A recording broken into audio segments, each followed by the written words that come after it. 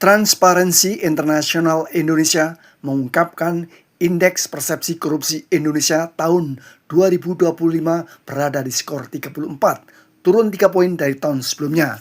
Dalam diskusi daring terungkap posisi Indonesia selevel dengan Laos dan Nepal, di mana rejimnya ditumbangkan penduduk akibat perilaku korup pejabat.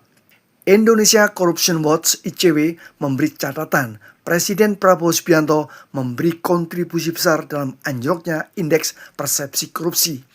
Itu sinyal kuat ketegasan Prabowo dalam memberantas korupsi hanya di atas podium. Poinnya adalah indeks itu gunanya satu untuk memberikan ukuran kepada kita sendiri di mana letak kita dibandingkan dengan dua hal, dengan banyak negara lainnya, tapi juga dengan diri kita sendiri tahun lalu, 2 tahun yang lalu, 5 tahun yang lalu, dan bagaimana kita mau ke depannya. Kita mau apa dengan pemberantasan korupsi di negara ini? Saya cukup miris melihat Indonesia hanya setara dengan Laos dan berada di bawah Vietnam, berada di bawah Malaysia, apalagi Singapura. Bahkan berada di bawah negara baru, Timor Leste, yang dulu sempat menjadi salah satu provinsi terkorup dan termiskin di Indonesia. Indonesia hanya setara dengan Bosnia, negara yang hancur pada 1990-an, setara dengan Nepal yang tahun lalu mengalami kekacauan sosial politik akibat mengakarnya praktik korupsi. Nah,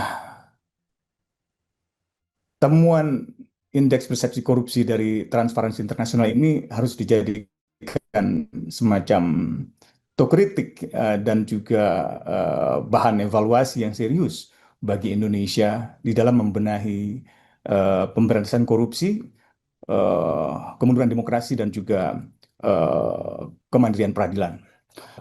Tidak ada satu fungsi-fungsi yang maksimal yang saling mengontrol untuk menekan korupsi, kolusi, dan jangan lupa nepotisme yang belakangan ini semakin menguat. Nah, yang terbaru adalah pengangkatan keponakan presiden sebagai wakil gubernur Bank Sentral. Bentar lagi mungkin ada pengangkatan keponakan presiden kembali untuk menjadi misalnya menteri luar negeri gitu ya. Dan ini adalah fenomena nepotisme susulan yang di era pemerintahan Jokowi, di mana Mahkamah Konstitusi, ya, lembaga yudikatif, lembaga yang seharusnya merdeka dari pengaruh eksekutif, justru merubah aturan pemilu sehingga pemilu tidak lagi berintegritas hanya untuk meloloskan keponakan dari Ketua Mahkamah Konstitusi dan anak kandung dari Presiden yang berkuasa untuk mendapatkan jabatan tinggi Wakil Presiden. Jadi tidak ada lagi pembagian itu, dan di tingkat pemerintahan tidak ada lagi pengawasan yang ketat bagi para pejabat publik, sehingga di dalam praktiknya kesempatan untuk tidak melakukan koruptif itu atau tindakan koruptif itu tidak berkurang.